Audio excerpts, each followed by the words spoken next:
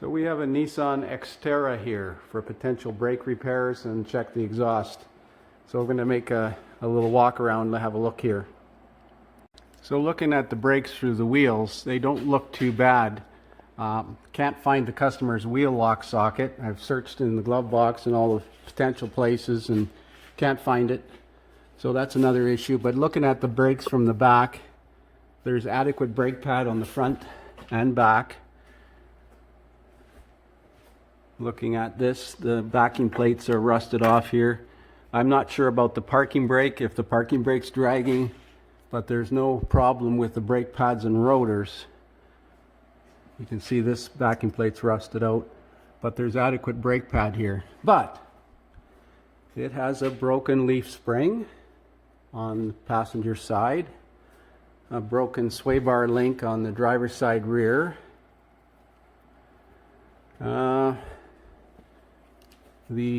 I noticed just driving it in the shop a rattling in the drivetrain, and this back U-joint is completely blown out on the front drive shaft. It's been replaced before, but probably never been greased since. Yeah, it's a tad bit loose. Both the front U-joints have been replaced not that long ago. This one's not even rusty.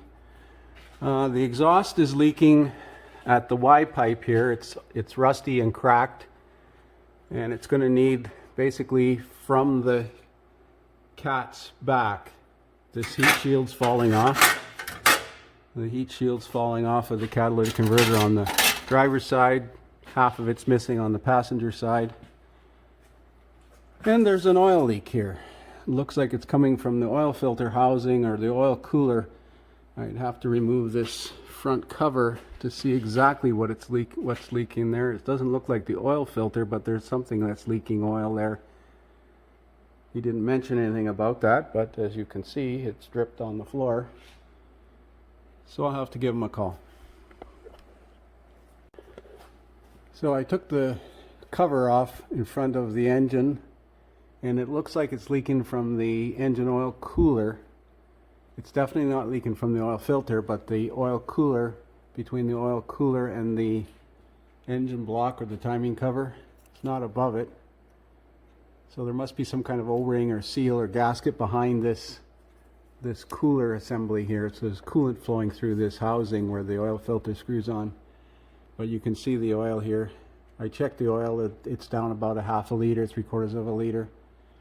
So I'll discuss this with the customer. So we're going to take this oil filter housing or oil cooler housing off, and hopefully the O-ring behind there is serviceable. The parts information shows two different sizes, a 59 mil and a 66 mil. So it looks like an oil filter housing O-ring or an oil, like a canister type oil filter O-ring. So we'll see if we can find something that'll work. So you use a 7/8 deep socket to remove that through bolt that holds the housing on, and then there's enough hose here you can actually tilt that housing out of the way. There's the O-ring. So it looks like an oil filter O-ring. So I'm sure we can find something to match that. So there's the O-ring, and it's a square O-ring. It looks, like I said, like an oil filter O-ring, and there's one off of an oil filter, but it's just a little bit too small. That seems to be a standard dimension.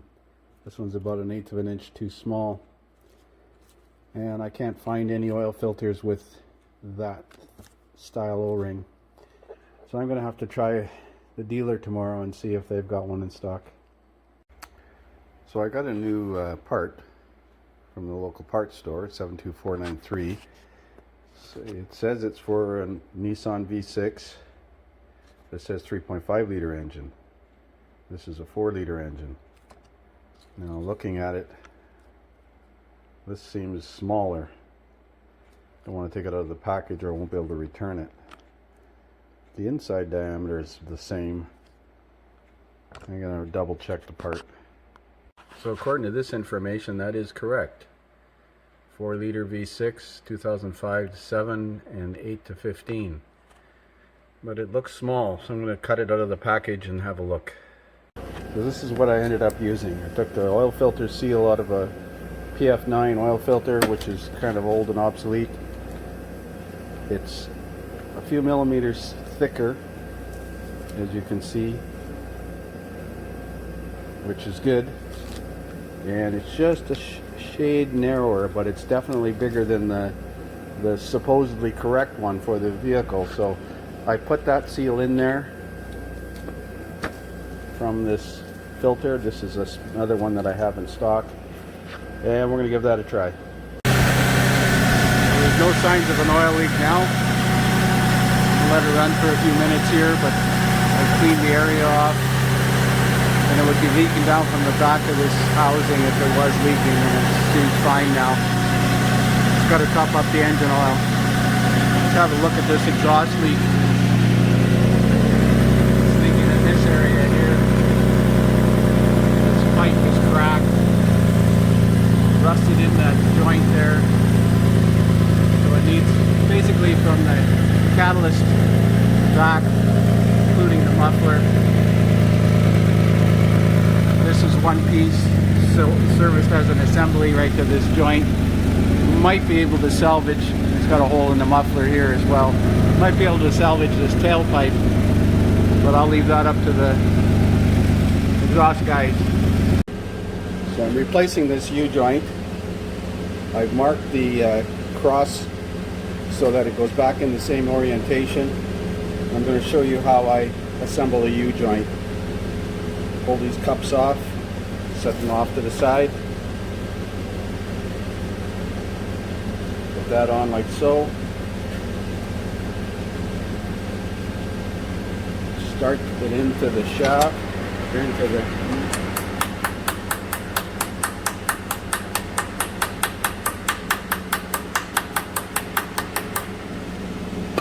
So I push it further through than it needs to be.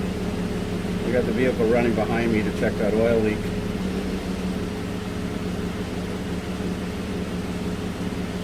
And I do this by hand with a ball joint press, so I can feel the tension. And I push the cross through much further than it needs to be, so that the U-joint is starting to come out of this side.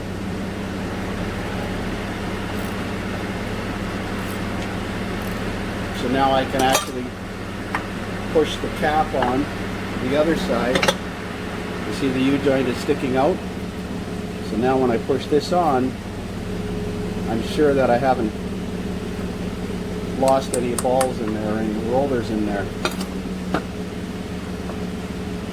Now we'll put the snap ring in, with the lock in.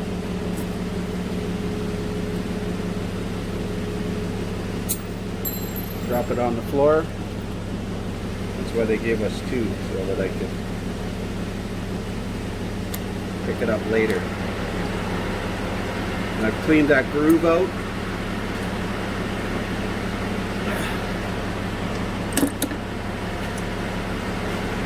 Now we push it through the other way.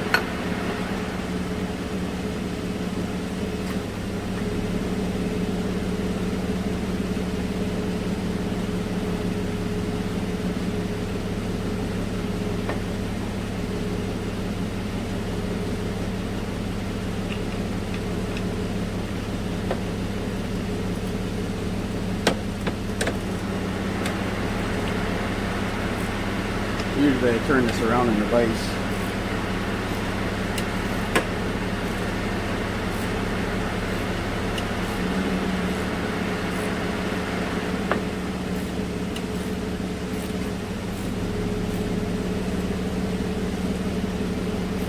Now I'm starting to push both cups through, and of course the snap ring's on that side. If I reposition this, it's moved.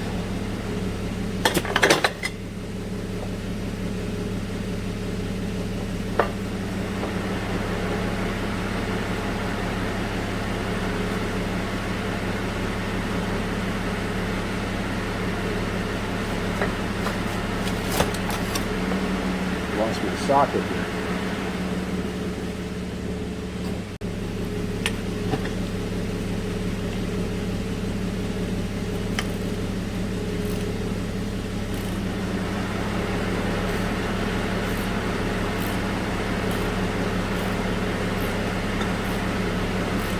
And you can feel it when it hits the snap ring on the other side, or the retainer on the other side. Now there's one more thing that I do with a long punch, is I go down here with a long punch and give this cross a small tap, just to tap that side of the cross of the case back. So I should be able to get the snap ring in now.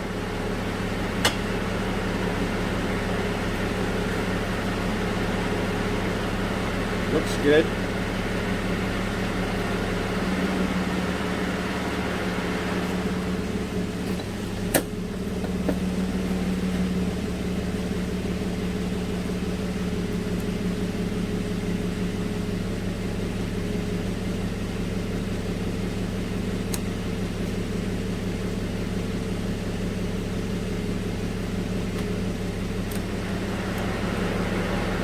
Got a pair of needle nose.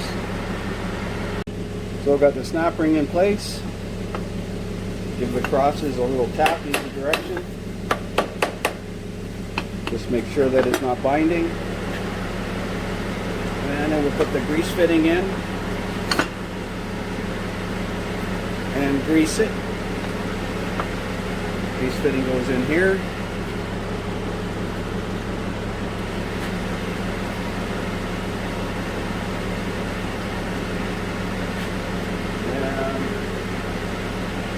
Whoever did this U-joint on the other end put it in backwards so it's facing the front, so you have to grease it with a needle. So that's it, put it back on the truck. So there's the front drive shaft reinstalled. U-joint's greased. No more play in that U-joint, that's good.